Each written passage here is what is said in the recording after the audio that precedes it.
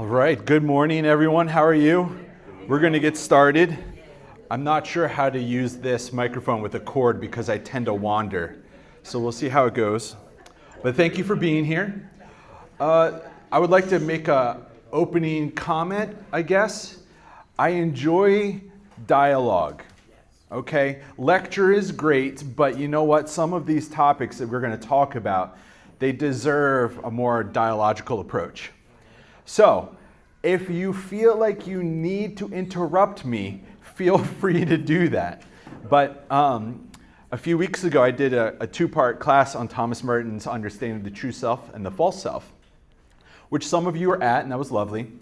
But we just can't have like 1, 2, 3, 4, 5 comments between myself making the next thing on the outline, okay? So let's try to have good conversation. The paper that you have in front of you is a double-sided sheet. The front side is just a very basic outline, which I'm going to flesh out in full. And then on the second half, the other side, there's an exercise that we will be doing at one point, okay? So let me start with a parable from Friedrich Nietzsche. You wouldn't expect that, right? The atheist German philosopher. Well, the story goes that at one point he was approached by someone on the street who asked, what is the abundant parasuo life of Christianity? And being the son of a pastor, he knew that vocabulary, and we think this is kind of the early thoughts of what he later called the myth of the eternal revolution, but it goes like this, or eternal recurrence. In response, he said, let's say you're walking down the street and, I'm paraphrasing, a spirit appears to you. And that spirit tells to you that they have the ability to let you live your life over and over and over and over for all eternity. That you will live the same lifetime with infinite recurrence. Would you consider that a heaven or a hell? And if you are able to look at the totality of your life and to see that as a gift, as a heaven, to respond to that spirit and say a full-hearted yes, then you have maybe stumbled into what Jesus calls the abundant life. Now that's fascinating because he was an atheist philosopher, right? Friedrich Nietzsche. But I think he's onto something there because there has to be a certain way that we say yes to our lives. And let's be honest, this is an eternal recurring problem of every generation. How do we say yes to the totality of our life with all of its warts and scars and pimples and frustrations and failures and successes and glories, disappointments, everything? How do we say yes to all of that? And I struggle with this. This topic comes up in my mind often. And it's because we all have this thing called the experience of the ought. That's what Dietrich Bonhoeffer would say. We all have a sense of how we think life ought to be. And then life doesn't happen that way, and then we become frustrated. Well, if you have the opportunity, maybe later today, the Rapper essay is something that I wrote. And it was in there also last week, but it touches on a topic, and this is just something to think about. The first noble truth of Buddhism, which maybe you didn't expect to hear that today at church, right? The first noble truth is life is discomfort. Life is disappointment. You could say life is pain, life is suffering. But that is how the East would say what we in the Christian tradition would say, having a theology of the cross. There are many of us that were raised with a particular interpretation of faith that says, if you are on the road to glory, you will have glory the whole way. It will be an uphill walk of further success after success, climbing and climbing and climbing. But the thing is, that didn't even happen for Jesus. His uphill walk was to a crucifixion outside of God's favorite city. And so, in the Christian tradition, we would say a theology of the cross. Does our interpretation of faith and of life allow for the space for disappointment, suffering, failure, relapse? You know. And in the midst of all of this, this is where biblical studies comes in. All the tricks of the trade that we use when we read the Bible, asking who are the important characters, what are the themes happening in this miracle story of Jesus, what do we do with this, and this person comes over here, and what's their life history that they're bringing to it. Those types of questions, the hermeneutical questions that we bring to the Bible, we can use on our own life. Our life is our scripture.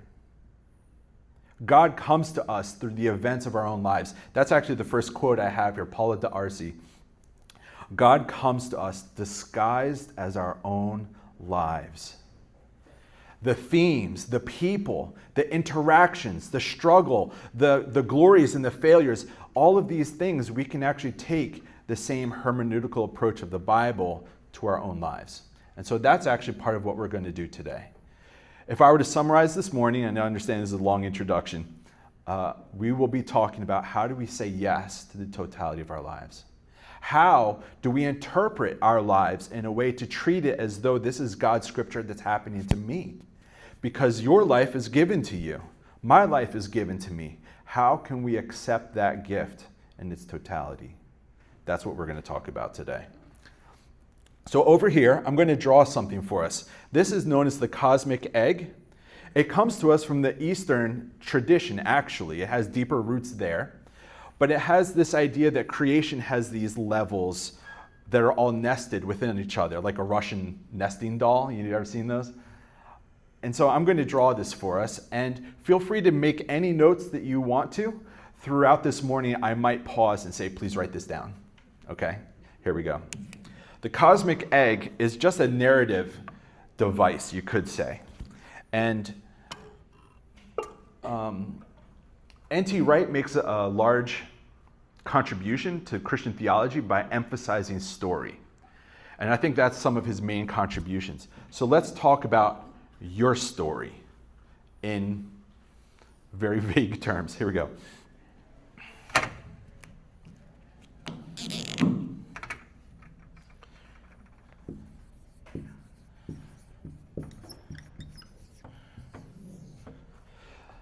Every one of us have a my story, our own life story. How do you articulate to yourself your own childhood, your own adolescence, young adulthood, middle adulthood, later adulthood, all of those things? That is your story. And it's important to know how you tell your story because, write this down, if we do not own our story will own us. And in psychology terms, sometimes that's known as reframing. We have to take the events of our lives and frame them, talk about the story of our life in a way that launches us into better things rather than causes us to downward spiral, right? But there's my story. Now here's the interesting thing, is that next to my story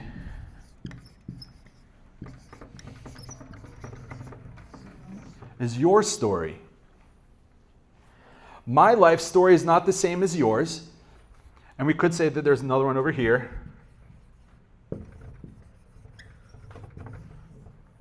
And sometimes we get into fights, disagreements, because one person might say, my childhood was great. It's like, well, mine was not. So whose story is right? It's like, well, it's kind of the wrong question, right? And sometimes as we grow up, it's important to recognize other people have a different life story. So how do we have compassion? How do we create space for someone else to have a story? It goes like this.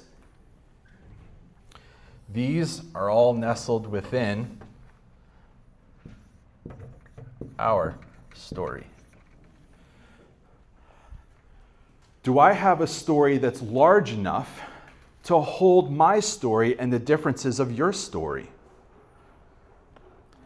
Okay, so all of us are here on the East Coast just outside of Philadelphia, right? That could be our story. We are Eagles people. That is our story. We are not Dallas Cowboys people, right? That's not our story. Yeah.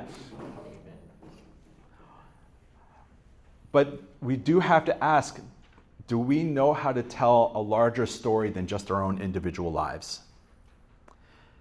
Now, what's also interesting is people on the West Coast who are not from Philly would have a different our story.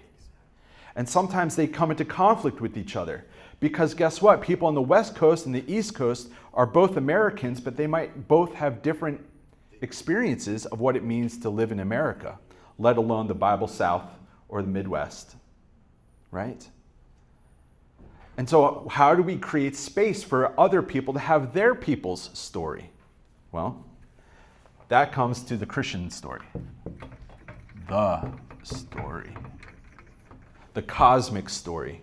The great and grand story of everything and everyone everywhere that's large enough to hold all the variances and differences between your individual life story, my individual life story, and all the group stories of the world. This is why it's really important to think about all the times that the Bible says the word cosmos. All the times that the Bible in the New Testament says the word all. What do we do with the fact that Christ is going to renew all? So we have all these nestled stories within each other, okay? And in the midst of this, I'd like to share with you one of my favorite theologians, okay? But just a quick pause. Any thoughts, comments, questions about the my story, our story, the story?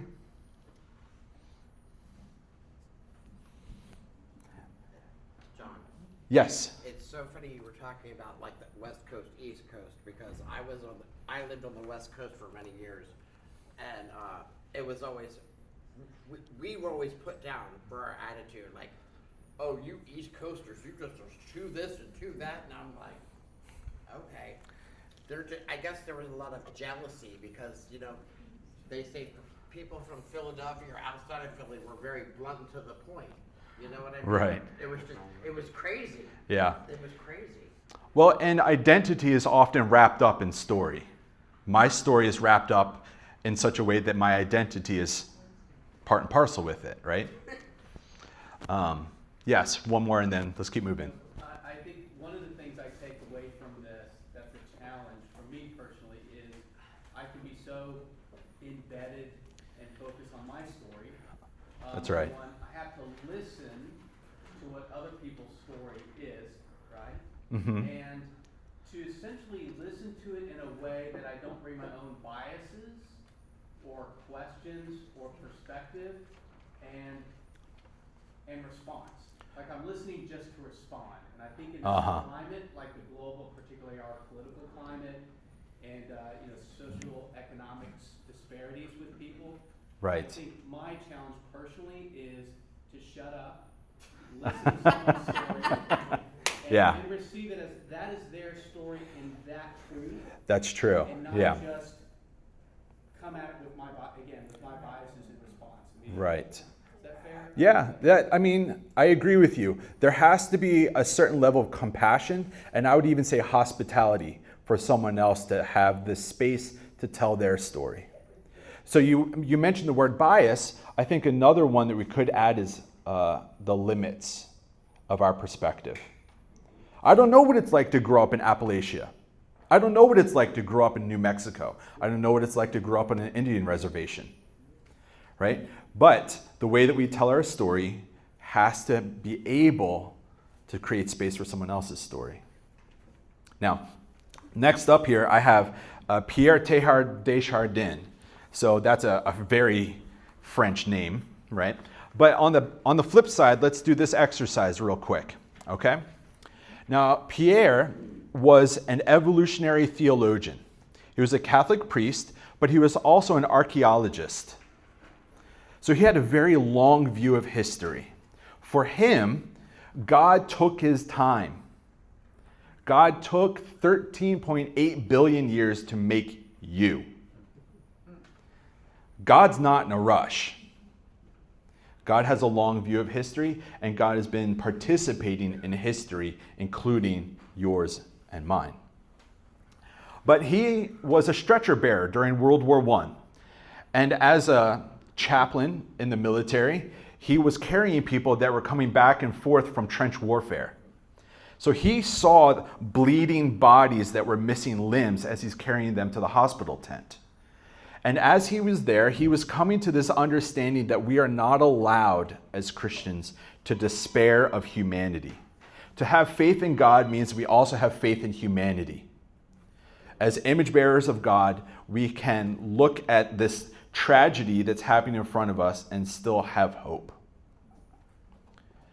So as a stretcher bearer and a Catholic, he went into something really interesting, which is, Jesuit spirituality. Jesuits were started by Ignatius of Loyola in the 1500s. He was contemporaries with Martin Luther. So Martin Luther thought that the Catholic Church needed to reform. Well, so did Ignatius of Loyola. It's just that Ignatius was affirmed for what he said and Luther was not, right? However, in Ignatian spirituality, there is an exercise, and that's what we're going to do right now. So if you look on the flip side, I have put there 5-year increments for your own lifetime. Now, we only went to 80 because the space on the page ran out. Okay? In my job, I deal with people who are 104 sometimes. We just don't have the space on the paper. Okay? How about 25 to 36? Did I skip one? Yes. Ah. Well, I just told her we're on vacation. Well, you can add that with pencil. I'm sorry. So here's what I would like you to do. We're going to take about 5 minutes. And for you and your writing utensil, write down every major event that happened in your life. Everything that you can remember. Now, I don't mean everything, but significant things, right? Things that you remember. Where were you born? Who was in your family of origin? How was high school life? Were there any significant events that happened in your late teens? What about your early 30s? What about in your 40s, 50s, 60s? And we're going to take about 5 minutes. And I'm going to encourage you to do a few things. So go ahead, keep working, or start working. I'll just make some comments as we go. I would like you to consider some of the hard things of life. Was there a death in the family? Was there a birth in the family even? Was there anyone in your household that had addiction issues or not? Did you come from a broken household or one that navigated married life well? What was it like? Was there a point in your life where you lost a job or you got a job and it meant the world to you, or it meant the loss of a world to you? Okay? So much of our lives are full of these things, and sometimes we just go right past them without realizing, oh, this was a fork in the road experience for me. What college did you get into? Did you not get into? How was your first breakup? You know? All of these things are, as Paula D'Arcy says, God comes to us disguised as our own life. So don't be surprised if you never see where God is in your life, if you never take stock of the events and the people that have come into your life.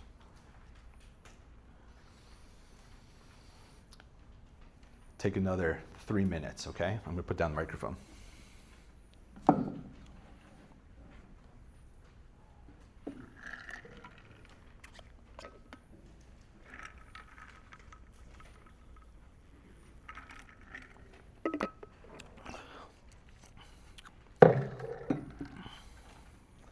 Oh, I wanted to say one quick thing, just very small. Let's say at 11 years old, you remember sitting in elementary school and the person in the seat next to you gave a piece of gum to everyone but not you. If you remember it, it left an emotional imprint. It's worth writing even small things down like that, okay?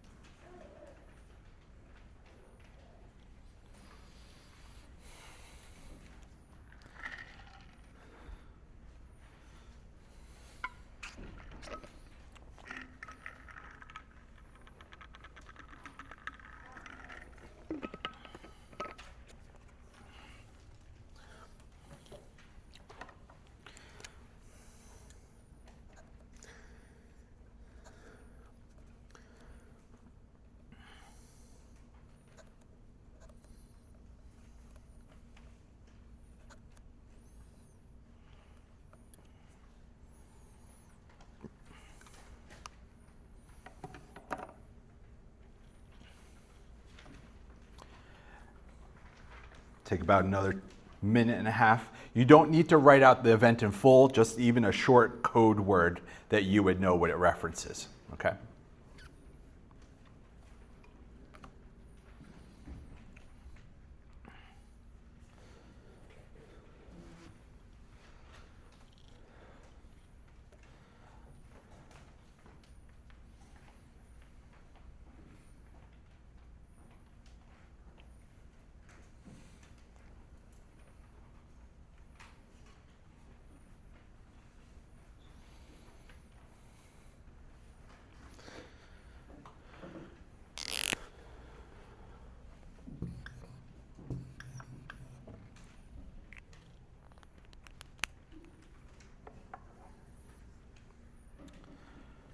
All right, about 30 more seconds. You can keep working, but I'm just going to move into the next part to help you look at the survey of your own life.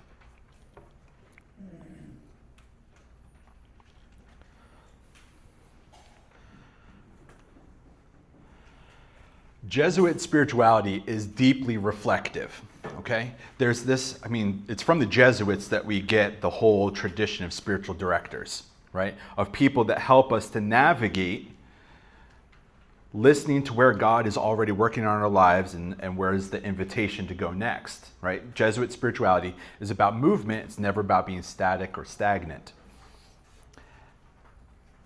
So let's do this, okay? For you and your own processing right now, take a look at the list of events that you have put down. And I would like you to put an A or a D next to each of these items, an A or a D. A is for an activity. Activity in this sense from Teilhard means this was an activity that you brought about. Is this event something that you made happen, or was it, a P, not a D, a passivity? Something that happened to you that you had no ability to bring about. So for instance, I had no power or ability to influence whether or not I was born in Atlantic City. That would be considered a P, a passivity. An activity would be my second job was at the local ice cream parlor that I asked for, right? That wouldn't have happened had I not reached out. So go through your list of things and either put an A if you would consider that event an activity that you brought about, or a passivity, something that happened to you. Okay? Give yourself a minute. Now, of course, some events you might feel as though is a mix. If you feel that's the case, put an A/P. Me getting that job at the ice cream parlor, yes, I did actively seek it out, but passively she could have said no. The boss, Daniela. But activity or passivity, that's what we're looking for.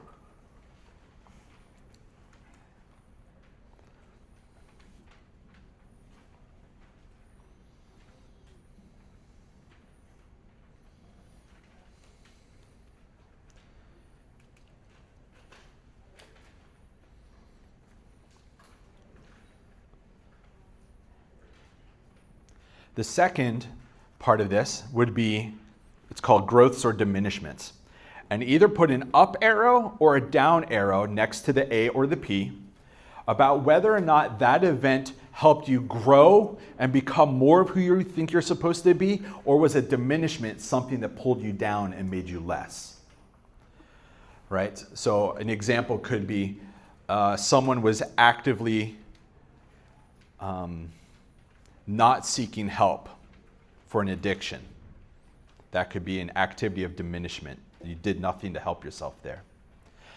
A passivity of growth could be you got a job promotion when you weren't expecting it. That was completely out of your hands. You had no influence over that other than doing a good job, but it was out of your hands and it brought you into more. So go through and next to each of those events, put an up arrow or a down arrow.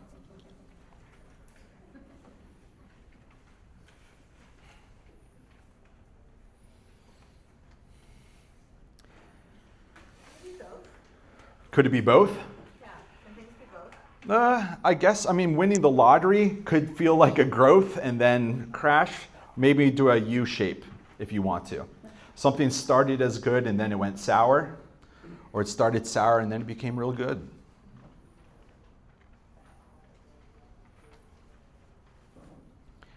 Right? Life doesn't fit these easy categories. Like, you think that these are some categories that might, activities or passivities, but they're like, well, there's a mix, right? But again, God comes to us disguised as our own lives. Now, the painful thing, or maybe it's not painful, it's just an elemental truth. The passivities of diminishment have the greatest potential for spiritual transformation. Everything that you have on your list, the diminishments of passivity, we're supposed to rage against those things. I do believe that. And Teilhard even agreed. Let's say you start to develop Parkinson's. Rage against that as much as you can.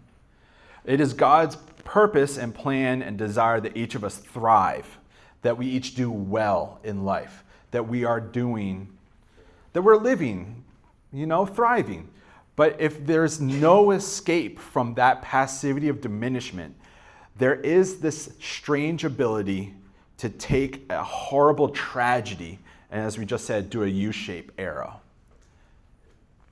I know someone who has Parkinson's and lives in Florida. The last time I talked to him, he said that he raged against his Parkinson's, but that he came to see it as a gift because it tenderized him the most of everything in his life.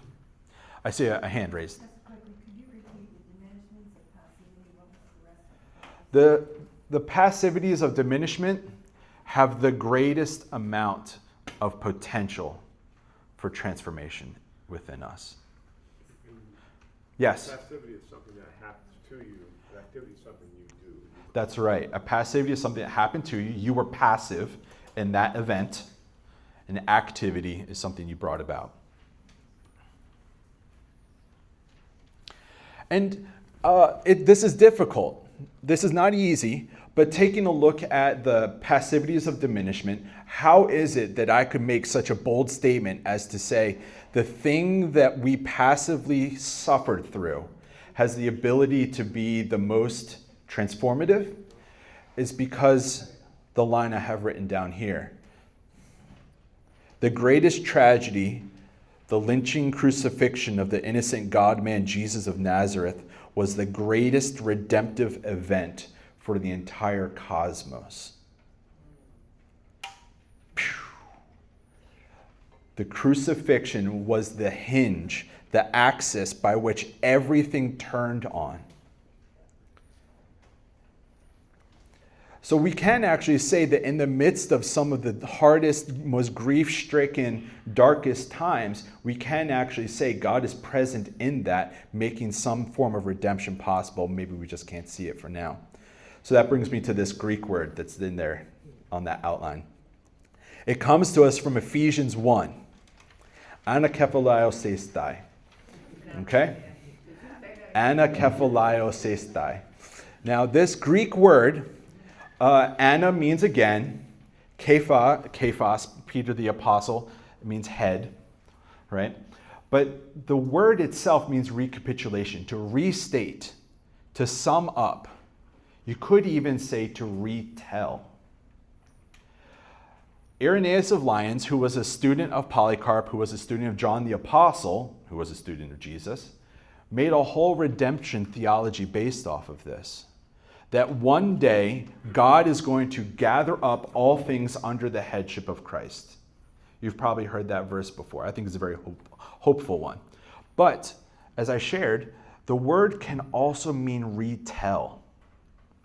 Now, that's a loose translation, but that's also something that Irenaeus went through. I think there's some divine beauty that the idea that Jesus, who is the Logos, the Word of God, he is the logic, the blueprint, the framing, whatever you want to say, the Word. He who is the Word will one day reword our lives back to us.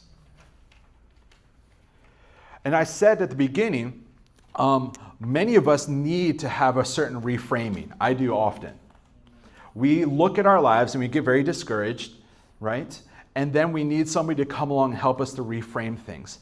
How gorgeous that in the Christian tradition we have this idea that God is going to reword the story of everything in such a way that we will see this grand arc and meta-narrative, the story that tells us this thing has always been hopeful and loving.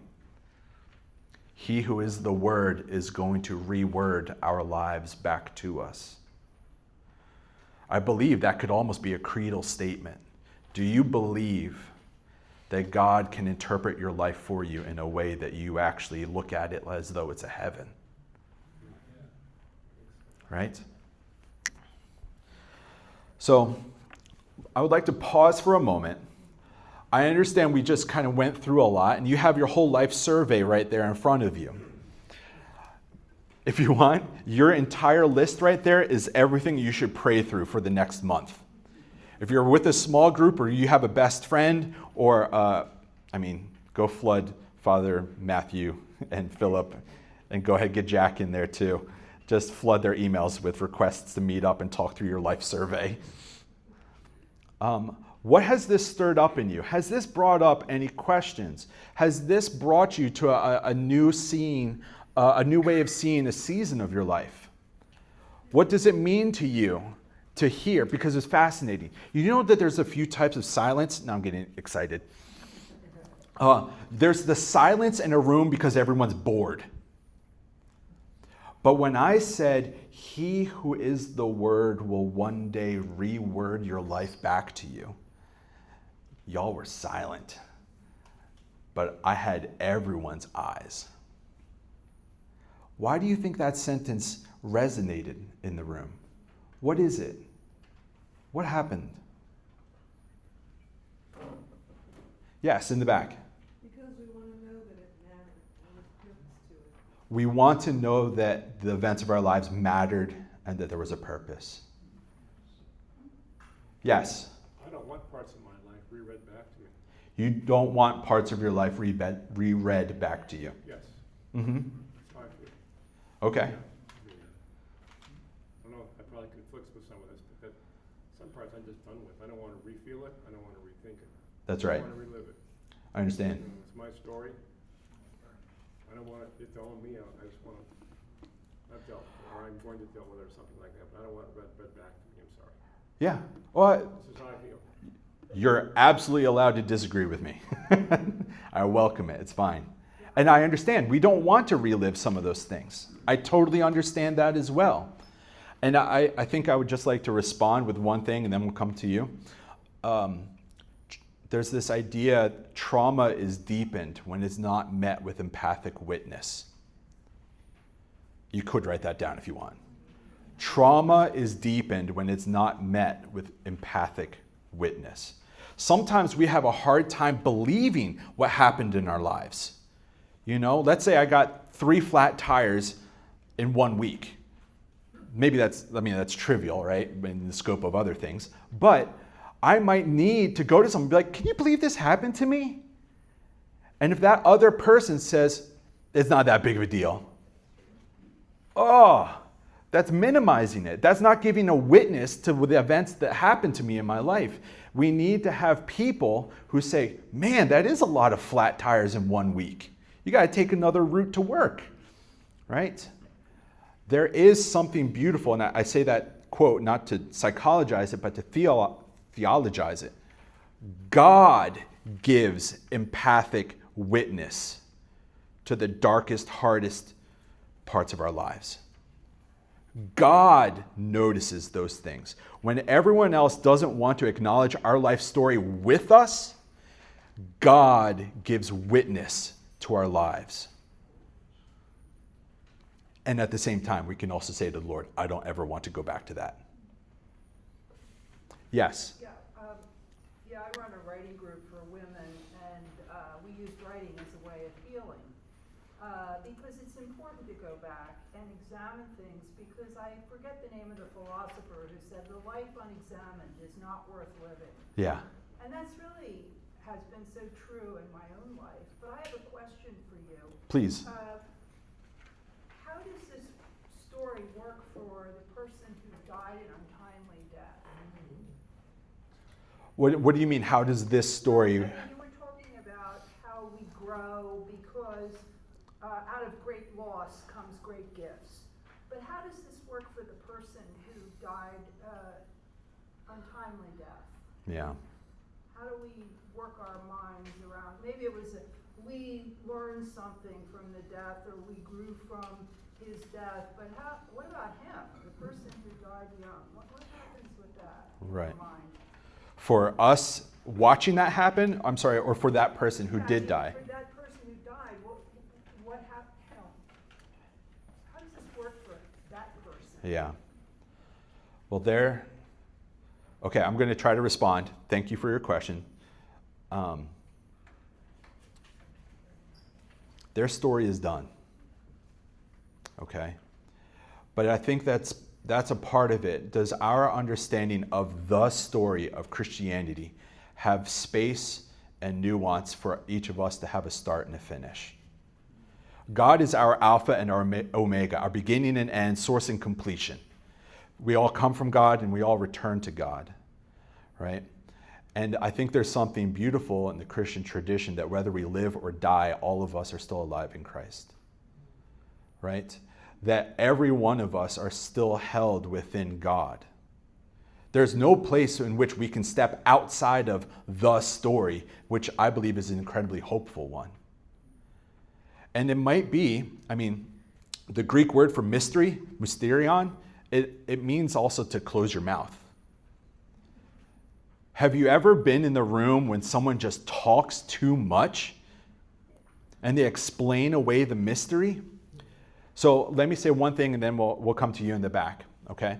In the Jewish tradition, they have a name for the Holocaust called the Shoah. The Shoah, it kind of means not purposeless mystery, but a mystery that cannot be named. Because if you were to go to someone and try to give an explanation for the Holocaust, it's like it immediately invalidates it and diminishes it. It's almost like, just shut up. Just stop trying to give a meaning to this Holocaust. It's a Shoah. It's a nameless mystery that must be held within God. And if you try to over-explain it, then you've ruined it. Your life story might have some minor Shoahs in there where you can't name it back to yourself. You can't interpret it back for yourself. That might be a task of which only God can do. But that's why the Christian thing is all about hope. It's a belief, it's a trust that the arc of the cosmos does in fact end in love, and a love that can heal all the brokenness. I hope I got somewhere close to answering you. One, and then two, and then let's see where else we go. Yes? Just wondering, because you said the story ends there, but I thought, does the story really end at death? I understand. Yeah, I meant in this mortal coil, our chapters are done. That's all. But yes, if you don't have an our story or even a the story, when your story's done, that's it. That's what I'm trying to say. But there's a larger story of which we are participating in. Yeah.